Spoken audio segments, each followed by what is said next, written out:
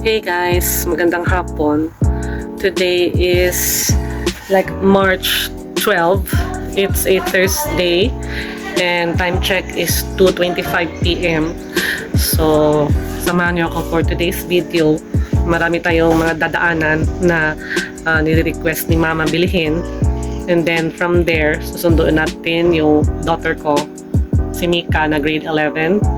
And yan, hatid ko na siya kaninang umaga sa school and then umuwi din ako agad. And yeah. And isa sa mga BTS friends ko, dadaanan ko kasi may ibibigay ako na freebies na galing sa birthday cup sleeve ni Suga. Ito yun siya. This one. Kasi nung pumunta kami ng daughter ko, sabay kami pumunta sa Cups of J. Tigi-isa kami ng set nito. So, thank you sa mga nagbigay ng freebie na ito.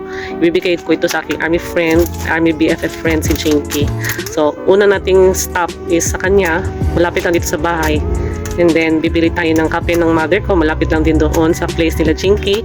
And then, pupunta tayo sa Hona to buy my mom's chocolate na gustong-gusto niya. Ayun. And then, diretso na sundo sa daughter ko. So, ako ay maliligo muna and be back. So, hello guys. Tapos na tayo naligo. Nakabihis na tayo. Ayan. Itong outfit ko. Ganyan. Rugged lang tayo today. Ayan. Mainit kasi sa labas. Ayan. Sleeveless. Ito, damit to ng mama ko. Ayan. Ito, pants ko. So, pasensya na sa magulong kwarto. Hindi pa ako nakapag-ayos. Anyways. So, aalis na tayo in a while. Siya nga pala, magkwento ko sa inyo kasi nga, kahapon, bumili ako ng damit, dress, para sa 50th birthday ng friend ko next week. Pero before ako bumili, nag-try muna ako ng mga ibang damit sa SM, sa Dep Store. Nagtingin sa surplus sa ibang brands. So far, ito lang yung mga na-try ko at na-picturean ko. Ito, papakita ko sa screen. Yan lang. So, ang nabili ko sa Uniqlo yesterday, ito, ang anak ko ang nagpili. Dalawa yung pinagpilian ko. Yung isang black at saka itong brown. So, itong brown, maiksi. Mas bagay yung brown sa akin, sabi ng daughter ko. Kasi maiksi siya. Mas bagay sa akin maiksi kaysa sa mataas. And dark brown ang maganda kasi hindi makita ang tiyan. Diyan tayo umiiwas. So, tama ng daldal. Alis na tayo. And see you later.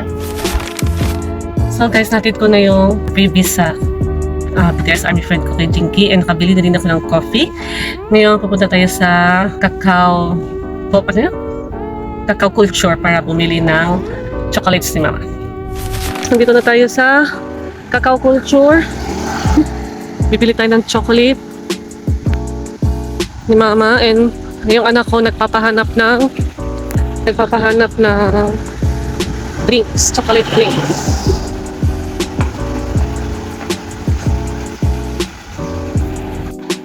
Sige. Pero ito naman chocolate na gamay. sige, Pila ganito? Minimum 5 mo na rin. Ay, dili katong drink. 125. Ice na dark chocolate, 175. O isa ana. Tapos, kanito, kaning duha. Na may chewy Dubai. Dubai chewy? Wala. So, while waiting sa drink ng daughter ko, upo muna tayo. Ayan, ito pala yung place ng Cacao Davao. Itong branch na ito ay sa Huna, sa May Matina. Ayan. Ang ganda ng place dito. Pwede ka magtambay, mag-coffee and magkain ng dessert. And ito yung sa labas. Ayan yung kotse sa labas na blue.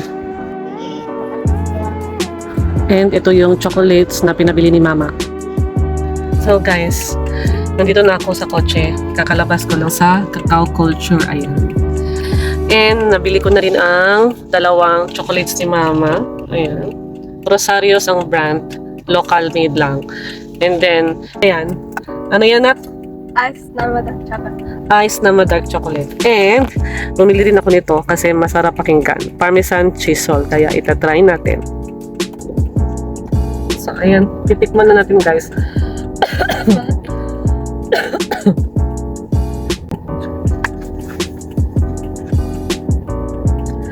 Pina-microwave ko pa siya kasi galing siya sa chiller.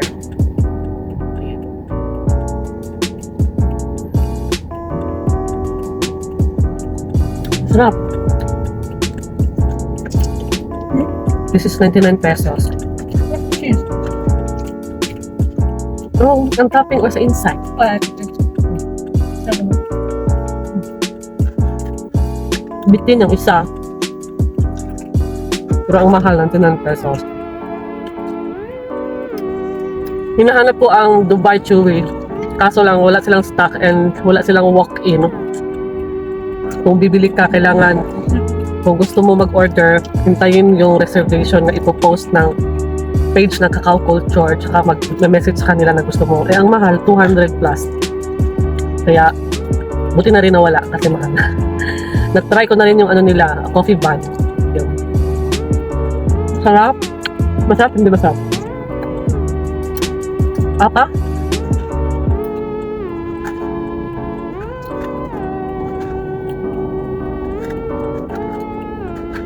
Ano ba yan?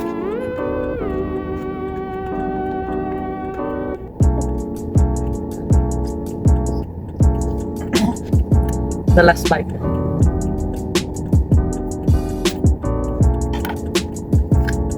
Yeah.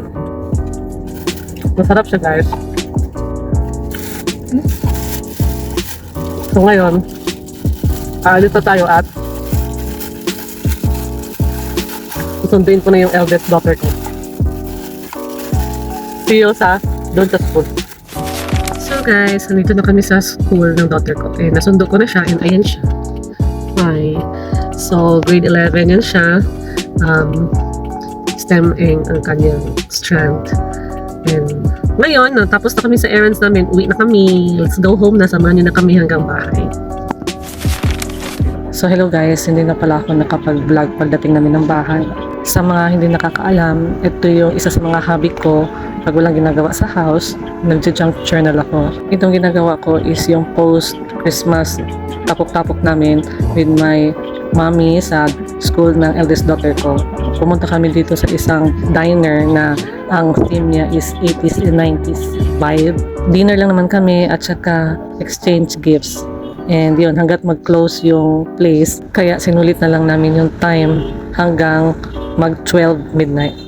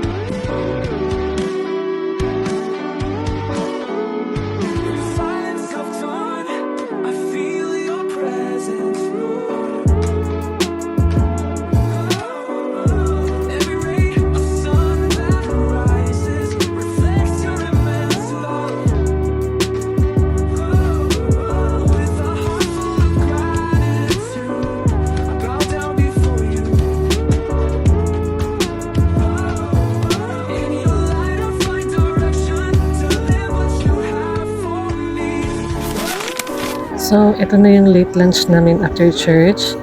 Dito kami nag-lunch sa The Italianis, sa restaurant dito sa isang mall sa Abriza, sa Davao City. Simple lang naman ang lunch namin. Meron kaming pizza, spaghetti, at saka salad. Hanggang dito na lang ang aking video, guys. Until my next vlog.